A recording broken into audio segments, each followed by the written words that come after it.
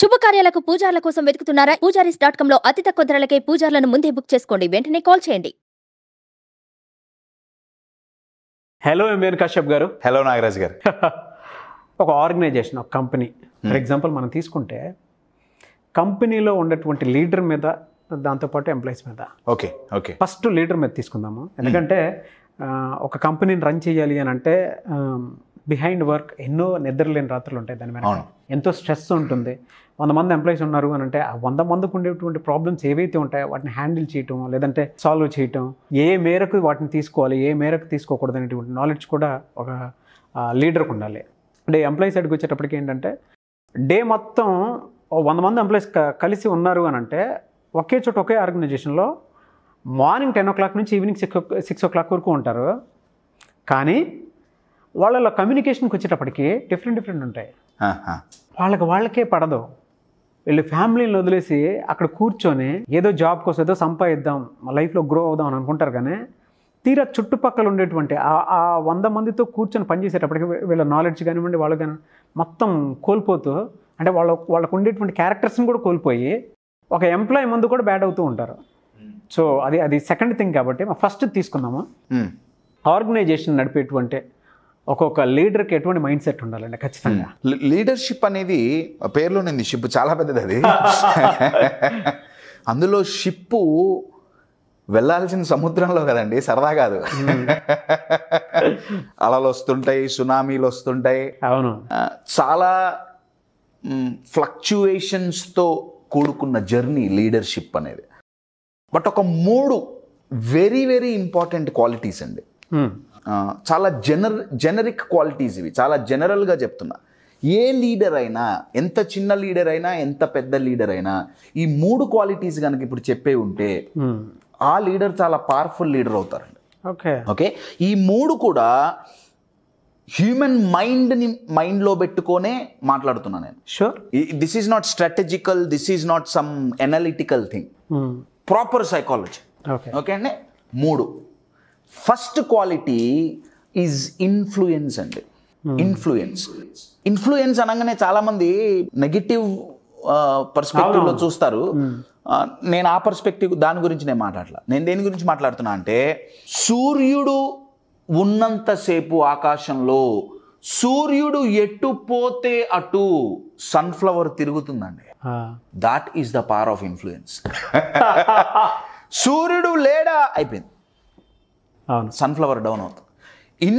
ఏ leader అయితే obviously పాజిటివ్గా, no doubt పాజిటివ్గా, ఏ లీడర్ అయితే తన పీపుల్ని ఇన్ఫ్లుయెన్స్ చెయ్యగలడో, అది తన మాటల ద్వారా కావచ్చు, తన చేతల ద్వారా కావచ్చు, అది ఎలా అయినా కావచ్చు, కానీ ఇన్ఫ్లుయెన్స్ గనక చేయగలిగాడా ఒక లీడర్ తన పీపుల్ని, మై డియర్ ఫ్రెండ్స్, ఆ టీం అంతా లీడర్ కోసం ఏదైనా చేస్తుంది. లీడర్ అక్కడ నుంచినంత సేపు అయినా సరే, వాళ్ళ ఐ కాంటాక్ట్, అవునండి,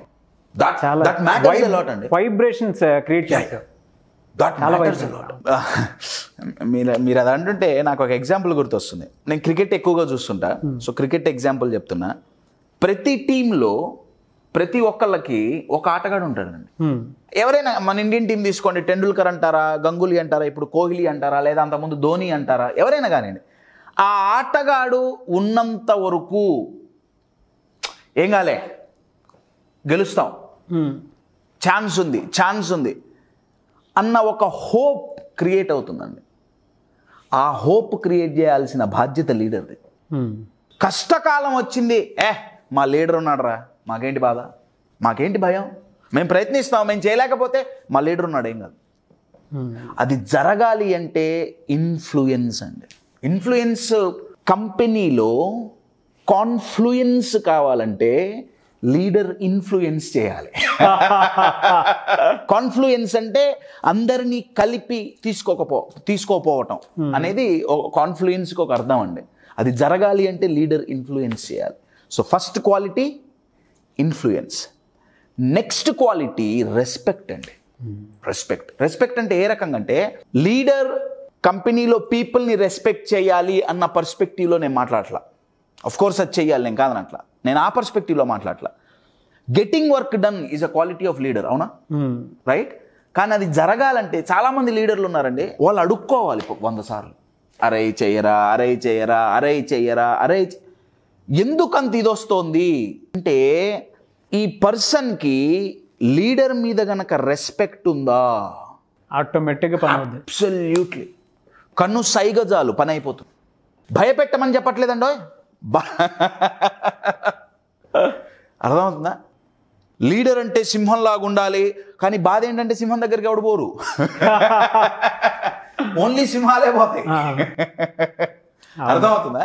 భయపెట్టమని చెప్పట్లా, నేను రెస్పెక్ట్ క్రియేట్ చేయమని చెప్తున్నా. నేను ఒక కాన్ఫరెన్స్కి వెళ్ళాను, ఓకే, యాజ్ అ పార్టిసిపెంట్గా నేను వెళ్ళాను చాలా సంవత్సరాల క్రితం. స్టేజ్ మీద 4-5 స్పీకర్లు ఉన్నారు, పేర్లు అవి నేనేం చెప్పను.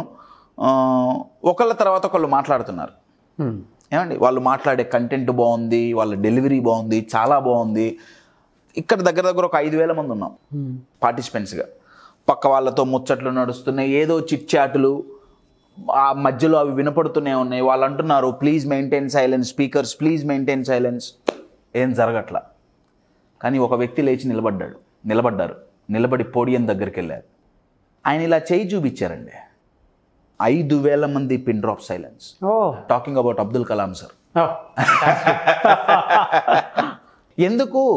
Respect. You are getting my point. ఇంకొక ఎగ్జాంపుల్ చెప్తా రెస్పెక్ట్ గురించి.